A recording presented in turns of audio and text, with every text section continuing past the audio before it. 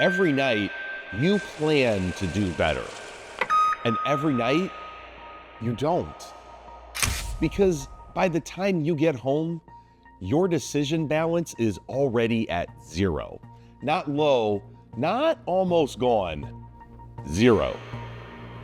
And that's the part most people don't realize. You're not starting your evening fresh. You're starting it depleted. The system hasn't failed yet. You've already spent the resource it depends on. And that's when you're trying to make the decisions that actually matter. What to eat, whether it's time to move, when to shut the day down completely. You're not just tired, you're in decision debt.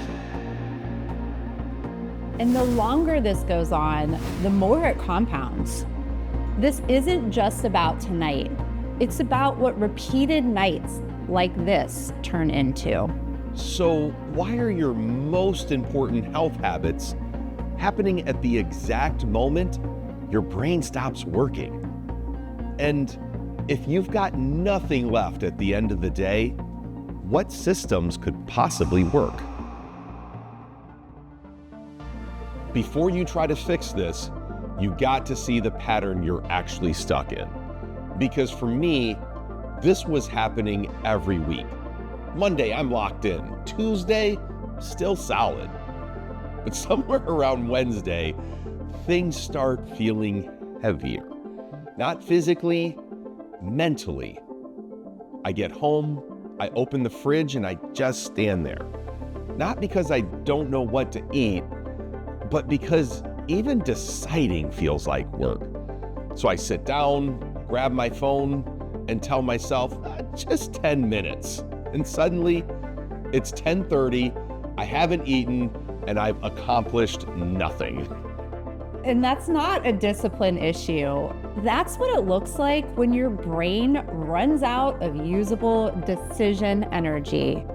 You're not failing, you're depleted.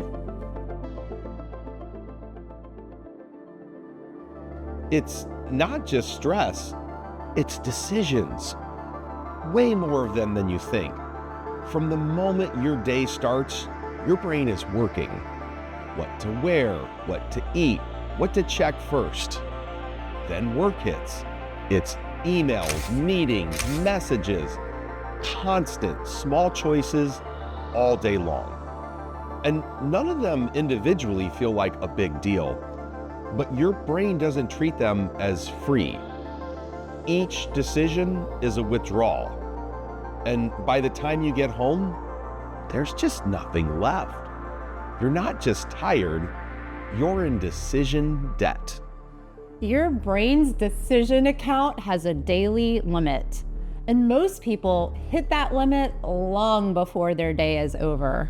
So by the evening, the system you're relying on can't function the way you expect it to.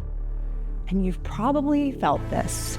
You're not choosing badly because you want to. You're choosing based on what's left. And sometimes there's nothing left to choose with. So if I'm already in decision debt by the end of the day, the problem isn't me. Because everything I'm supposed to do happens at night. That's when I'm deciding what to eat, whether it's time to move, or whether to just skip it today. And I'm sitting there, remote in one hand, that protein shake still sitting on the counter unopened, and I'm thinking, it's okay, I'll start tomorrow. Because in that moment, your brain isn't looking for the best choice. It's looking for relief. So it's not that you're failing your routine. Your routine is failing you. We'd been trying to fix the decision when the real solution was to eliminate it. So instead of trying to be more disciplined, we tried something different. What if there were no decisions left to make at night? If you're not making decisions, something has to replace them. And this is where most people get it wrong. They build their systems for their best days and forget about the worst ones. But your best days aren't the problem, it's the worst days when everything breaks. So instead of one plan, you need a system that adapts to your energy, because not every day feels the same, but your consistency still has to hold. That's why we have 3 levels: the floor, the default, and the upgrade. The floor is the day that you normally fall off.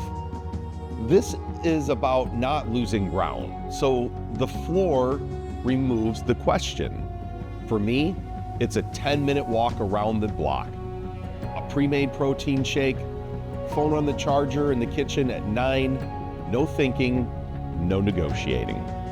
Floor isn't about progress, it's about protection.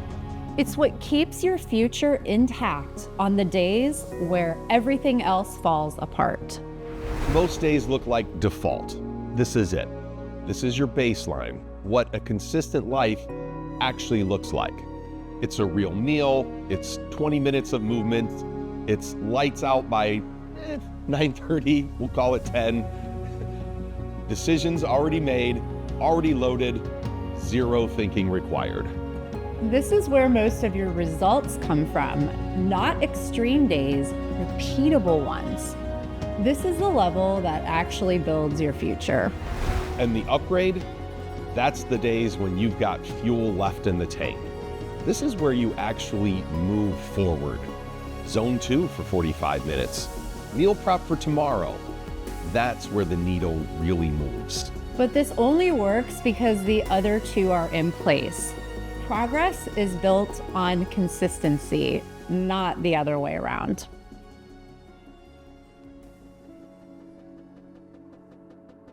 The goal was never perfect days. It was making sure your worst days still count, because those nights, they're not neutral. You're either investing in your future or you're slowly losing ground. And that gap shows up later in your 70s, your 80s, or your 90s. You don't lose your future all at once. You lose it on the nights you check out. And the flip side is just as true. Those small nights when you don't quit, those are the deposits. That's how you make it to your 80s, your 90s. still capable. Still you. So this is how you stay consistent when you're exhausted. But what happens if you don't?